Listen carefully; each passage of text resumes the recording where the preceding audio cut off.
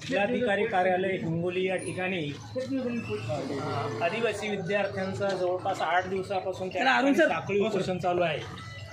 आदिवासींच्या ज्या न्याय हक्कासाठी मागण्या त्या ठिकाणी विद्यार्थी लढत आहेत, त्यामध्ये आदिवासींची जे बोगस भरती झालेली ती हटवून 12,500 पदं रिक्त झालेले आहेत ते भरावेत। त्याचबरोबर 85,000 पदं त्या ठिकाणी रिक्त आहेत आदिवासींची, तीसुद्धा भरावेत।